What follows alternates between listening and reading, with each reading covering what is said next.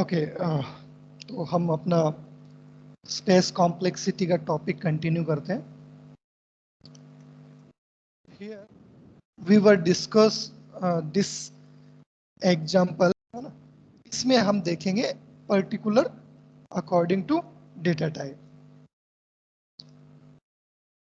So there is a function with name sum, है ना। सम नाम का एक फंक्शन है। Here two parameters, or we can say two arguments, a and n। ठीक है, दो आर्ग्यूमेंट्स हमने लिए हैं and there will be one variable that will be sum, and then here we also used a loop that will be from 0 to n minus 1। ठीक है, loop चल रहा है 0 से n माइनस 1, यानी n की जो वैल्यू होगी उतने बार ही लूप चलेगा। n की वैल्यू अगर 5 है तो 5 टाइम्स लूप चलेगा, क्योंकि 0 से स्टार्ट हो रहा है। ठीक है, तो 0 to n माइनस 1 मतलब n टाइम्स लूप आपका एग्जीक्यूट हो रहा है। And there will be sum, okay, there will be no variable, new variable नहीं है, सम आपका पहले से है, ए आपने पहले से लिया है एरे के रूप में। ओके, कोई नया वेरिएबल आगे नहीं है। तो हमें कैलकुलेशन जो करनी है वो मेनली इस पार्ट के लिए करनी है। ठीक है, तो हम मेनली स्टार्ट करते हैं। देखो, that will be for this line.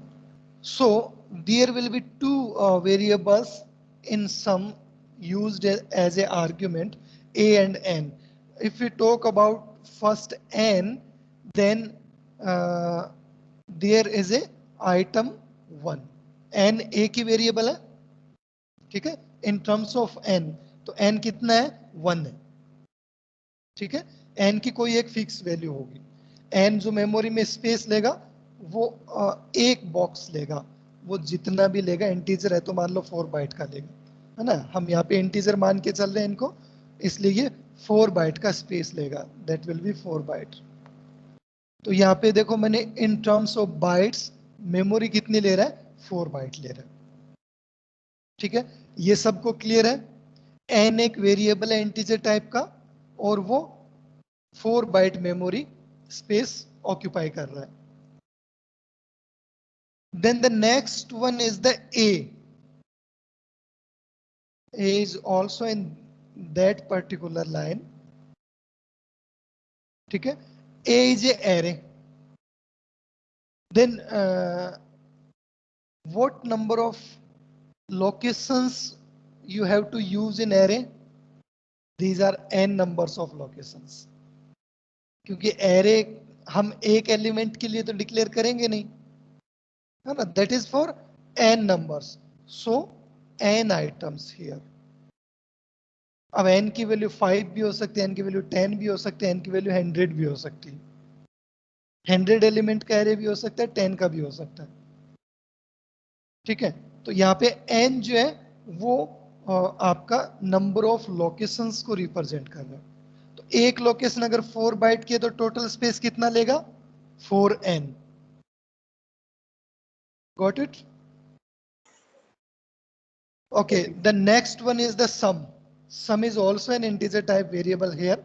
So sum भी एक वेरिएबल है, a की वैल्यू को स्टोर करेगा, that will B also allocated from 4 bytes। ठीक है, then there will be one more variable I, है ना। I हमने यहां आइडेंटिफाई किया लूप के अंदर। तो I भी एक सिंगल वेरिएबल है, तो सिंगल टर्म होगी, 4 बाइट लेगा। ठीक है, उसके बाद देखो कोई भी वेरिएबल नहीं है इस लाइन में। सम हम पहले से कैलकुलेट कर चुके हैं, इसको कैलकुलेट कर चुके हैं, ए को कैलकुलेट कर चुके हैं, आई को कैलकुलेट कर चुके हैं, है ना। यहाँ पे सम है, हम सम को कैलकुलेट कर चुके हैं। कोई भी वेरिएबल हमें दोबारा कैलकुलेट नहीं करना है। We don't have to repeat, only once we have to calculate. So that if we talk about the complexity, then the complexity is n plus 3 because of this n और constant values आपके पास कितने 1 plus 1 plus 1 3. So the space complexity will be n plus 3. Or total space taken by that particular algorithm will be 4n plus 3. Because of 4n अपना है 4n है constant value जो उनको add कर दो 4 plus 4 plus 4 12 है ना. You can take common 4 then n plus 3 is remaining. तो आप देख सकते हो ये जो है वो मेनली टाइम कॉम्प्लेक्सिटी को रिप्रेजेंट कर रहा है. ठीक है. और ये वो साइज ऑफ मेमोरी को रिप्रेजेंट कर रहा है. या सभी इंटीजर टाइप के इसलिए ये 4 इंटीजर को रिप्रेजेंट कर रहा है. So there will be that is for algorithm execution है ना. अगर 5 एलिमेंट्स हो तो ये कैसे वर्क करेगा we all know about this. Mainly हमें फोकस करना है इसमें. What is the time complexity n plus 3. देखो यहाँ पे कैपिटल n plus 3 लिखा है यहाँ स्मॉल n plus 3 है. Meaning is same. दोनों का मीनिंग सेम है ना. There is no difference between both. So don't be confused. Okay, we have to take one more example. There will be the statement with integer z equal to a plus b plus c. So there will be 4 variables 1, 2, 3 and 4. है ना. All these 4 variables are of integer types. Okay, then we have to directly calculate them. 4 multiply by 4 है ना. that will be the solution. ठीक है. f of n क्या होगा 16. अब ये देखो 16 है. It means it is a fixed space complexity. अब यहां पे अगर आप बात करोगे ना तो it is not fix. n plus 3 it is not fixed. It is a linear space complexity. जैसे जैसे n की वैल्यू बढ़ती जाएगी वैसे वैसे आपका स्पेस भी बढ़ता जाएगा. It is represented in linear form. Sir If you अगर n if you increase the value of n then must the value of space is increased. So it is a fixed requirement of space. 4 variable है हमें 16 bite चाहिए. Okay.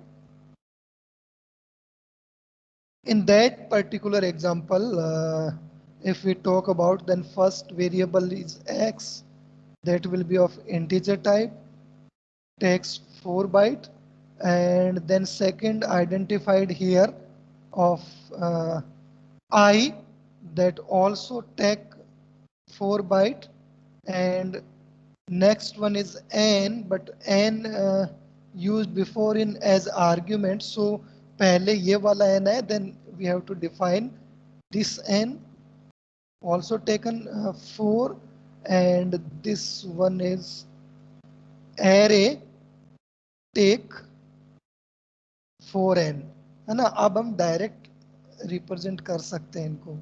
और कुछ नया आ गया x आ गया x आ गया सर एक बार दोबारा बताना जो आपने बताया ये 4 yes yes yes yes yes मैं अभी बता देता हूँ. देखो सबसे पहले हम इस यहाँ से स्टार्ट करते हैं. एरे है, there is no fix size, कोई भी साइज हमें दिखाई नहीं दे रही है ना. It means we have to take n elements in this array. और इंटीजर टाइप का है तो एक एलिमेंट 4 बाइट लेगा. सो n element taken 4n memory space. Okay, next one is the n, that will be also of integer type, taken 4 byte. Then next one is x, take 4 bytes because of type of integer. Next one is I, that will also belongs to integer type takes 4 bytes. Then we have to add them. 4n तो अपना रहेगा ही रहेगा, क्योंकि n के terms में और कोई नहीं है. अगर n के टर्म्स में भी मल्टीपल वेरिएबल आपके पास आ जाते हैं, जैसे मान लो एक बी एरे और होता है, then you have to add them, है ना. अदरवाइज ये 4 1 और ये 4 2 और ये 4 3, it means 12. So 4n plus 12, that will be the time complexity. Or you can represent it by 4n plus 3. Sir फिर ये x टू x अपन ने मतलब ये अपन ने x के अपन ने कुछ नहीं कर यहाँ पे अपन ने x का ले लिया ना, x एक बार ही तो मेमोरी स्पेस लेगा. यहाँ पे x का ये 4 बाइट ले लिया ना हमने. अब x को आप कितनी भी बार यूज करो, स्पेस तो वो वही यूज करने वाला है जो इसने रिजर्व कर रखा है. Yes sir.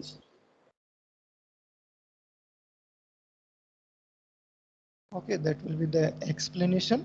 It is linear space complexity because of the term n. n की वैल्यू जैसे इंक्रीज होगी, स्पेस रिक्वायरमेंट बढ़ेगी. n की वैल्यू डिक्रीज होगी तो स्पेस रिक्वायरमेंट जो है वो कम होगी, लेस होगी, है ना. It is totally dependent on n.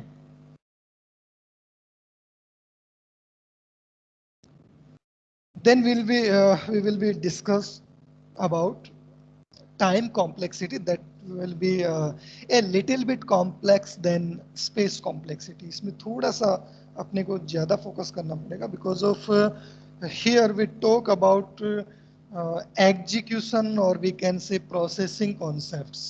तो थोड़ा सा ये space complexity के कंपैरिजन में थोड़ा सा हमें ज़्यादा ध्यान देना पड़ेगा. जैसे लूप्स की टर्म आएंगी तो वो हमें काउंट करना पड़ेगा कि लूप कितनी बार एग्जैक्टली जो है वो एग्जीक्यूट होगा, what number of iterations there will be execution, और what kind of statements perform execution. तो these things we have to include in time complexity. Because of time complexity means time taken by the algorithm in execution, है ना.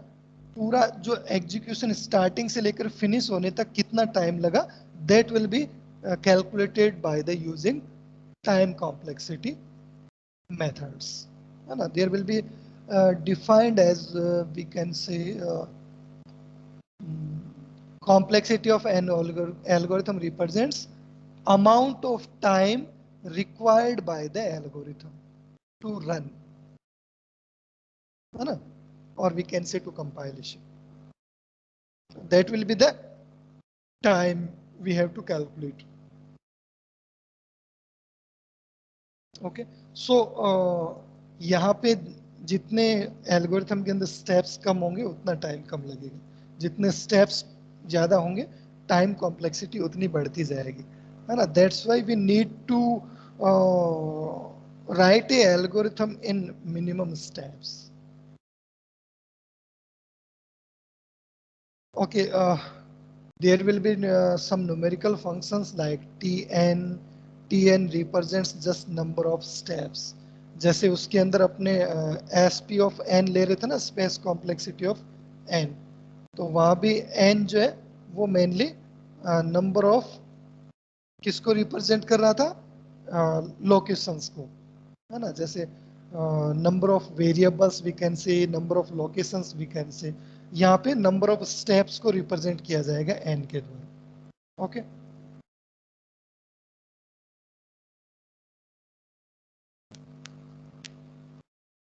Okay, there will be some things we have to focus in reference of calculation number of steps.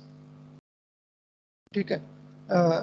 Any statement of the algorithm totally dependent on the type of the statement. What kind of statement we have used, that is mainly dependency.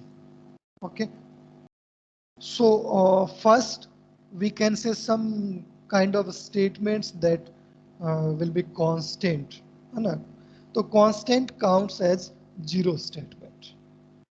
ठीक है, constants को हम यहाँ पे include नहीं करेंगे, है ना. हम जब कैलकुलेट करेंगे तब इसका हम रीजन देखेंगे हम ऐसा क्यों करते हैं. Okay, the next one is the assignment statement, है ना. असाइनमेंट स्टेटमेंट को भी हम यहाँ पे इसके अंदर इंक्लूड नहीं करने वाले. ठीक है. Not involve any function call, count as one step. Iterative statements, iterative sir means assignment loop. Statement क्या होता है? क्या कह रहे हो? असाइनमेंट स्टेटमेंट्स जो किसी वेरिएबल में हम वैल्यू स्टोर करते हैं, है ना. Equal to, assignment okay operator. Sir. हाँ.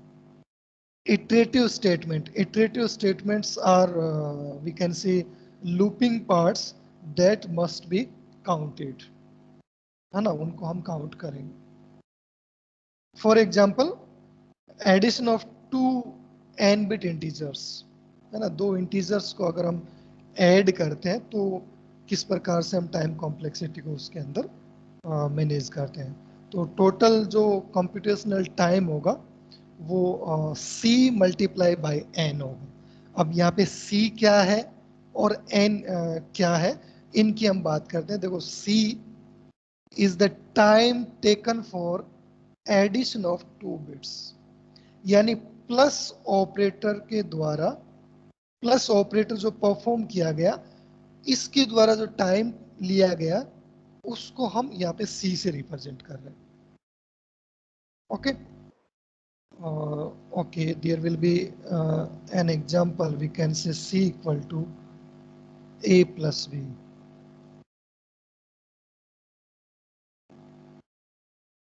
Okay, तो आप अगर A plus B को ऑपरेशन को परफॉर्म करोगे then that will be taken some time, है ना. जैसे मान लो एक तो आप ऐड करते हो ओनली सिंगल डिजिट 4 + 5, ठीक है. और एक आप ऐड करते हो मान लो 1 2 5 6 3 2 1 9. क्या दोनों में सेम टाइम लगेगा? नहीं, No, sir. सेम टाइम नहीं लगेगा दोनों में. जितनी कॉम्प्लेक्स कैलकुलेशन होगी हमारा प्रोसेसर उतनी ज्यादा उसके लिए प्रोसेसिंग करेगा और उतना ही उसको टाइम लगेगा. So that will be the important concept. Okay, there will be a dependency on complexity of operation also. आपका एडिशन ऑपरेशन कुछ टाइम लेगा बट कितना टाइम लेगा you don't know, because of it depends on complexity of calculation, or we can say given values. So that's why I represent it here by the C. C is the complexity of that particular plus operator, है ना. Addition operation की यहाँ पे C जो है वो complexity के रूप में बताई गई है. So there will be C that will be the complexity of addition operator, and n represents the size of input. Size of input अगर सिंगल डिजिट्स में है तो कम टाइम लगेगा, अगर वो 5 या 10 डिजिट्स में है देन ज्यादा टाइम लगेगा. ठीक है. तो मान लो यहाँ पे सपोज n की वैल्यू हम यहाँ पे नंबर ऑफ डिजिट मान लेते हैं इंटीजर के रेफरेंस में. तो अगर 1 होगा और मान लो प्लस जो ऑपरेटर है उसकी कॉम्प्लेक्सिटी जो है वो मान लो 1 होती है,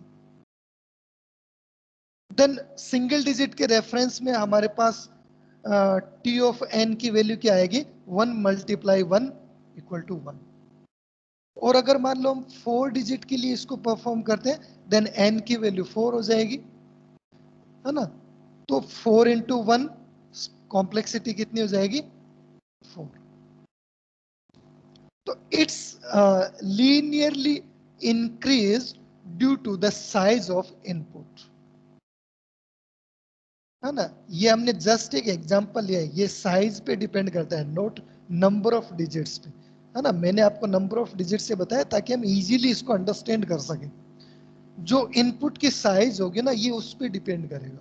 जितनी साइज बढ़ती जाएगी उतना आपका टाइम कॉम्प्लेक्सिटी बढ़ती जाएगी, जितनी साइज कम होगी उतनी टाइम कॉम्प्लेक्सिटी कम होगी, है ना। So we have to take some examples like this one is the simple example here. So there will be two statements, count equal to count plus one and sum equal to sum plus count. And these are two statements here. So the cost of first one will be C1 and cost of second statement will be C2. अब यहाँ पे हम C1 और C2 क्यों ले रहे हैं? क्योंकि हमें एग्जैक्टली पता नहीं किसकी कॉम्प्लेक्सिटी क्या होने वाली। स्पेस में तो क्या था, हमें पता था इंटीजर कितना स्पेस लेता है, कैरेक्टर कितना स्पेस लेता है, फ्लोट कितना लेता है, इसलिए हम डायरेक्ट मल्टीप्लाई कर सकते थे। बट यहाँ पे हमें एग्जैक्टली पता नहीं होता कि एक इंस्ट्रक्शन एग्जीक्यूट होने में कितना टाइम लेगी। So that will be defined only by the symbols. So there will be the complexity of first statement is C1 and second statement is on C2. And the total complexity is C1 plus C2. Simply understand it. We don't know what the value of sum and what the value of count. And what is the size of these values? That's why we not able to calculate exact time taken by the compiler. That's why we have to represent it by the C2. Okay. Here we will take an sir एक example. Example देके सुन। Yes, that will be the example. है ना, ये if statement का example है। इसको हम थोड़ा सा ढंग से समझने की कोशिश करते हैं। अगर ये समझ में आ जाता है तो कुछ हमारा टाइम कॉम्प्लेक्सिटी का जो रास्ता है वो इजी हो जाएगा, है ना। So in first there will be a statement in if it is a condition. What is the condition? n is less than 0. It means here perform a comparison, और कंपैरिजन को हम यहाँ पे काउंट करने वाले हैं, क्योंकि कंपैरिजन के अंदर ऑब्वियसली दोनों वैल्यूज को चेक किया जाएगा और टाइम जो है वो कंज्यूम किया जाएगा। So the cost for this statement will be C1, है ना। और टाइम हम किसके रेफरेंस में लेते हैं? जितने स्टेप होंगे उतना ही हम टाइम मानकर चलते हैं। तो यहाँ पे लूप तो है नहीं, तो इफ की कंडीशन कितनी बार एग्जीक्यूट होगी? Only once. Number of steps, ध्यान से देखना इसको, यहाँ पे हम नंबर ऑफ स्टेप्स की बात कर रहे हैं। तो इफ की कंडीशन यहाँ कितनी बार एग्जीक्यूट होगी? Only once. So here if the condition is true then the statement is executed, है ना। बट एक बार हम इसकी कैलकुलेशन कर लेते हैं, अगर ये एग्जीक्यूट हुआ तो कितना टाइम लेगा? द कॉस्ट इज C2, और एग्जीक्यूट होगा तो कितनी बार होगा? एक बार होगा, ओनली वंस। एल्स के अंदर कोई भी प्रोसेसिंग नहीं होती है, क्योंकि यहाँ पे कोई कंडीशन चेक नहीं होती है। अगर हम एल्स इफ यूज करते हैं then we have to calculate, but single else के लिए यहाँ पे कुछ भी प्रोसेसिंग नहीं होती। Okay, then the cost for next statement, अगर ये कंडीशन फॉल्स हुई तो ये वाला स्टेटमेंट एग्जीक्यूट होगा, that will be the cost will be 3 and it execute once. अब अगर इसकी हम कॉम्प्लेक्सिटी चेक करें तो व्हाट इज द कॉम्प्लेक्सिटी? देखो यहां पे इन दोनों में से कोई एक एग्जीक्यूट होगा, है ना? Got it? That particular point. क्यों sir? So this one is final, and from this two there is only one step. So the complexity is only 2. है ना? यहाँ पे कॉम्प्लेक्सिटी कितनी रहेगी आपकी? केवल 2 स्टेप्स के लिए रहेगी. ठीक है? You can see this particular formula. Total cost C1 multiply by 1. ये तो कंफर्म है, ये तो कंफर्म है, ये तो प्रोसेस होगा ही होगा, चाहे कंडीशन ट्रू हो चाहे फॉल्स हो. That will be executed. Okay. Then next one, maximum of C2 multiply by 1 और C3 multiply by 1. इन दोनों में से हम उसको लेंगे जो मैक्सिमम होगा. अब यहाँ पे दोनों 1 1 है, इसलिए मैंने यहाँ पे 1 राइट कर दिया. अदरवाइज हम जो मैक्सिमम होगा, जो दोनों में से जो मैक्सिमम टाइम लेगा, हम उसको यहाँ पे कैलकुलेशन के अंदर जगह देंगे, है ना? मान लो इसके अंदर इफ के अंदर तो 2 स्टेटमेंट है, एल्स के अंदर सिंगल स्टेटमेंट है, तो ऑब्वियसली इफ जब एग्जीक्यूट होगा तो ज्यादा टाइम लेगा. सो हम कैलकुलेशन के अंदर उसको लेंगे जो मैक्सिमम लेगा. It will be the by mistake, it will be the 1. Okay, not 2, because of here the statement execute once only. Yes, sir. है ना? तो ये 1 ही होगा ना. तो जो भी दोनों में से मैक्सिमम होगा उसको हम कैलकुलेशन के अंदर स्पेस देंगे, जगह देंगे. Okay, then we have discuss some more examples. ये जो कॉस्ट है वो एक्चुअली कांस्टेंट है, क्योंकि यहाँ पे n कहीं नहीं आया है ना? यहाँ पे आप देख सकते हो दैट विल बी 2, है ना? 2 स्टेप्स में, तो ये इसको हम 2 लेकर चलेंगे ना. Steps taken 2. यहाँ पे n नहीं है, it means it will be the constant. ठीक है? आप ये समझ सकते हो कि टाइम कॉम्प्लेक्सिटी के अंदर हमें नंबर ऑफ स्टेप्स ही काउंट करने. That will be the complexity, time complexity. Okay, ये लूप का एक एग्जांपल है ना? We have to perform about loop. So यहाँ पे मैंने नंबर ऑफ स्टेप्स जो है वो ब्लैंक रखे हैं, मैंने यहाँ पे लिखे नहीं है. हम साथ साथ में इसको परफॉर्म करते हैं. So there will be the first statement is initialisation C1 execute once. एक स्टेप इसको चाहिए. Okay, then sum is initialise with 0. It will be also executed once,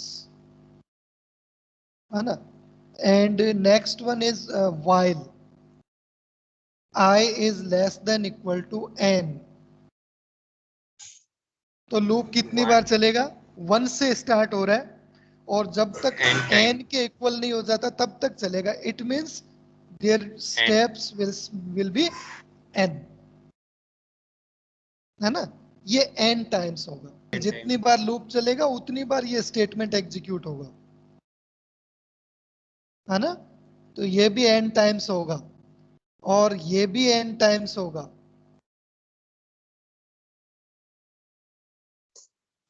okay, sir ये वाइल वाला है सर. देखो लूप की कंडीशन कितनी बार check होगी? लूप कहां से स्टार्ट हो रहा है? आई की वैल्यू कितनी है? 1 है. और लूप की टर्मिनेशन कंडीशन क्या है? जब तक इक्वल टू n है तब तक ये लूप चलेगा. इट मींस नोट n, ये n+1 टाइम्स कंडीशन चेक होगी, क्योंकि जब फॉल्स होगी तब भी कंडीशन चेक होगी ना. जैसे मान लो मैंने n की वैल्यू यहाँ पे 2 दे दी, then first check for 1 condition is true, I1 के लिए हमने चेक किया कंडीशन ट्रू है ना, मान लो n की वैल्यू मैंने 2 दे रखी है। फिर I2 के लिए मैंने चेक किया कंडीशन इज ट्रू। फिर I इक्वल टू 3 के लिए मैंने कंडीशन चेक की, condition is false. But condition तो 3 टाइम्स चेक हुई ना, so it will be executed n+1 times, yes sir, यही बोलना था। है ना? हाँ, यस, गुड। और जो अंदर के स्टेटमेंट्स हैं, these are executed for n times. Okay, so we have to calculate this, है ना? These are the 1 1 n+1 n और n, इनको ऐड कर दो। What is the complexity? 3n+n, 3n+3, sorry, है ना? Here 3 n's are here and 3 1's are here.